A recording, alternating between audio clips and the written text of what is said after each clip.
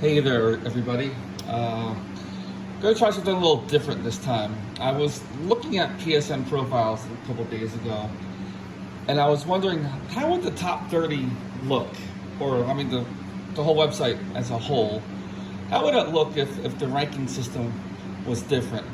And what I mean by that is you're right now looking at the PSN profiles, the ranking, and you can see the top 18. The way these points are figured out now is for every bronze trophy, you get 15 points. Every silver trophy, you get 30 points. Every gold trophy, you get 90 points. And every platinum, you get 3,000. So it adds all those points together, and that's how you get your total points and the ranking. And part of me thinks it's not really fair in a way, because a lot of times, you know, there's a lot of these trophies that are super easy. That, like for example, let's take a quick peek at a game that's easy. So,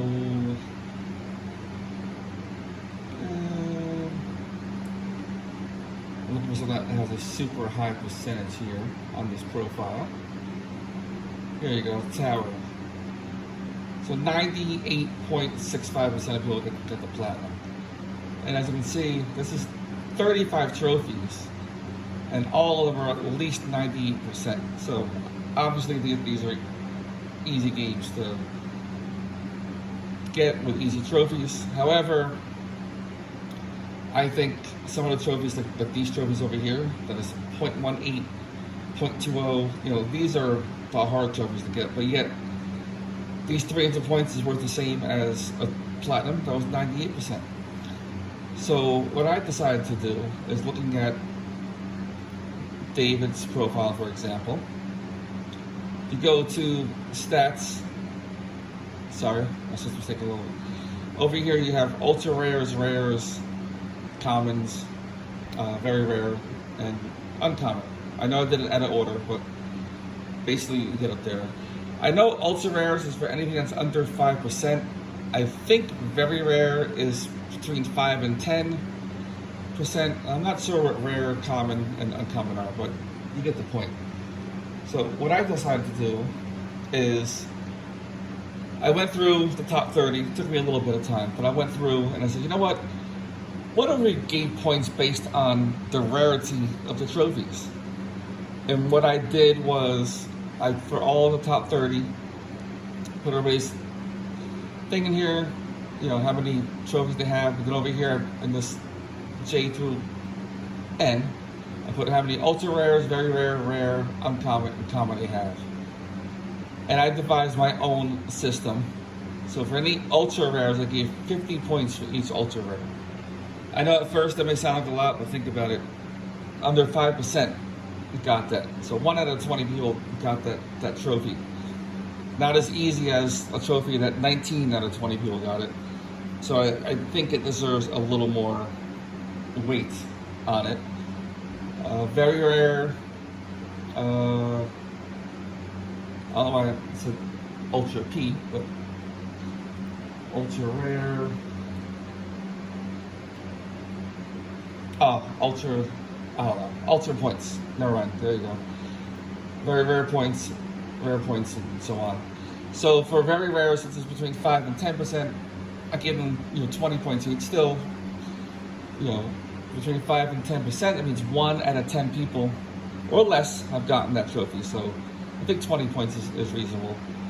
Rare, since I really don't know what rare is, I want to say probably 10 to 30, maybe. I can take a look, but around that range, I can give them 10 points each. Uncommon gave 5 points, and common I just gave 1 point each. So I know maybe I should have gave common 2 points each, but I decided to go that route for now, and maybe down the road I will do another video and reconfigure the point system and go from there. So by doing this, I went into the top 30 and I got some interesting results. After I figured it out, I re-ranked everybody. And as you can see here, first of all, I want to make a side note. The top 30, kudos to everybody on there. No matter how you got there, whether it's all easy trophies ultra rares, no matter how you get there, mad kudos, lots of work, and it's not easy, no matter what nobody says.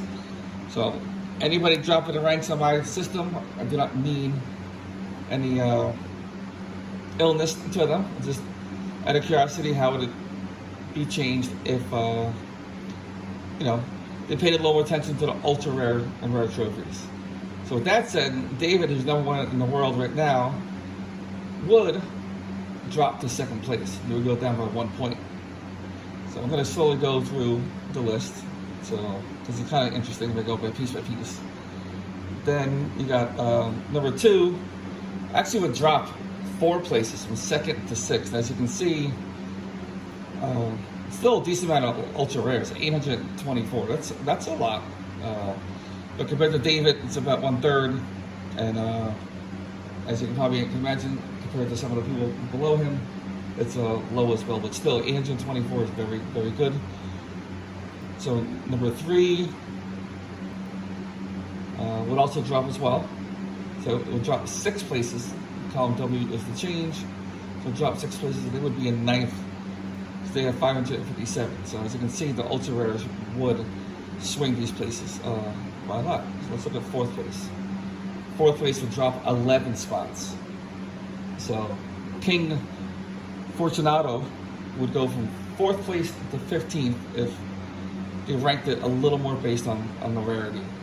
As you can see, just based on these 4, ultra rares are a lot less. A lot of commons, almost 250,000 commons. So 5th place, as you notice, so far we don't see who would #1 be. So that's why I said this is very interesting. #5 would drop 7 places down to 12. Not as far as down as King Fortunato would. That's because there's about 1,000 more ultra rares. Drop into 6. So 6 would drop 4 places to 10. Again, 587. Then let's go to 7th. 7th would actually jump up 3 spots to #4. As you can see, so far #7 has the most ultra rares. So they don't go to 1st because it still factors in the other pieces, but overall it does a little better. Still don't see who #1 would be, or #3. So let's go to #8. #8 would drop 3 spots to #11. With that piece down there, let's go to #9. There you go. #9 would jump 6 places to 3rd. And ironically, they would jump up, but they have lower ultra rares. But they do have a decent amount of rares, and the most out of everybody so far, rares. I'm sorry, decent amount of very rares, and the most out of every rare. And they have a decent amount of uncommon. So these 3 pieces, even though that's lower than the average, those 3 help them bump up to 6 spots. Alright, let's go a little more. #10. #10 would go up 3 spots to #7. Again, probably pretty heavy uncommon. Mediocre. I think #11 would be the one going to 1st place. Here we go. #11. Tussman jumped up 10 spots to #1. And look at those ultra rares. 4,192, over 1,000 more than anybody else in the top 10. So they were jumping up to #1, and based on my point system, by 60,000 points. So not only are they leading in ultra rares, but they're leading in rares as well. Sorry, very rares, and almost leading in rares.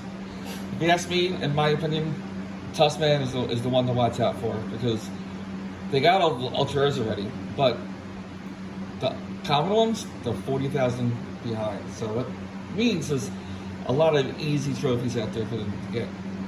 Now, mind you, there's a lot of other factors in there. David could have a lot of the Japanese Vita games, which are only in Japanese and they're hard to acquire. So for Tussman, to get those games could be very expensive for him if you want to get those. So there's plenty of factors in this one. So I'm just looking at basic stats here. So with that said, I'm gonna go and gonna unhide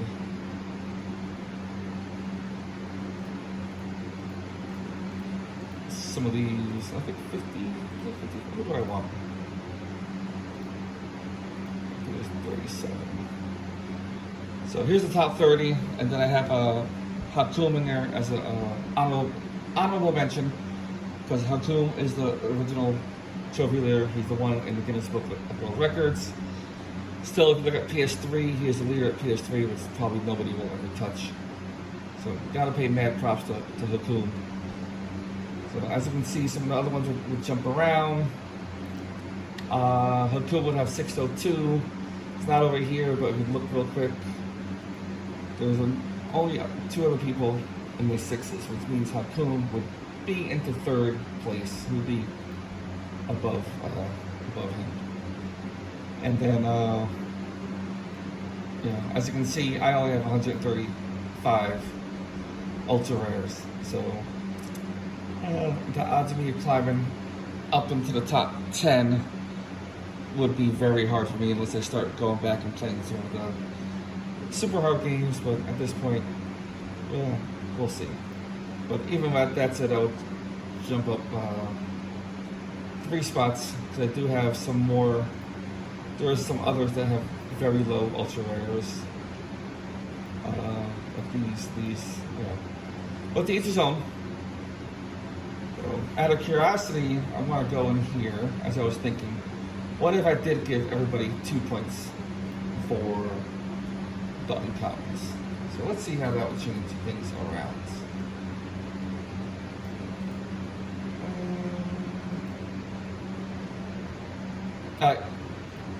If I did that, Tuskman will still be number 1, 893. Will still be, actually, it stays with the same. Number 1, number 2. Actually, I could do this. For those of you who don't know Excel, you're probably looking at this and like, what is he doing? But, so do this.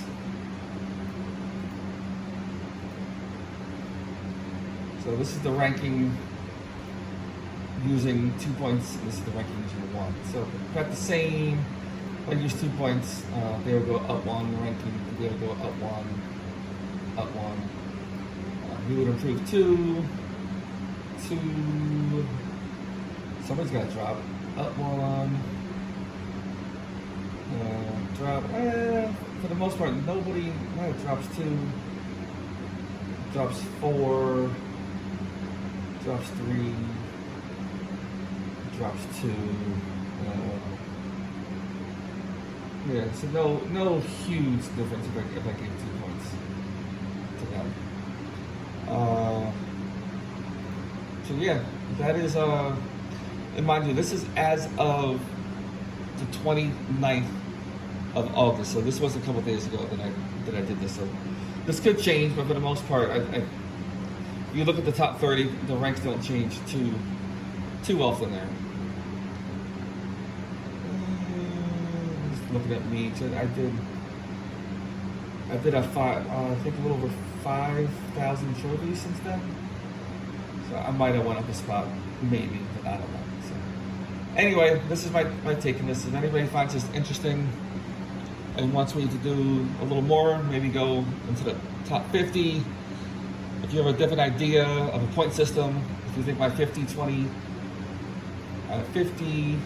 by 20, 10, 5 points, and then 1 point system should be a little different. Let me know what you think the point system should be. Maybe a little less. Maybe go 10 here, 5, 3, 2, 1.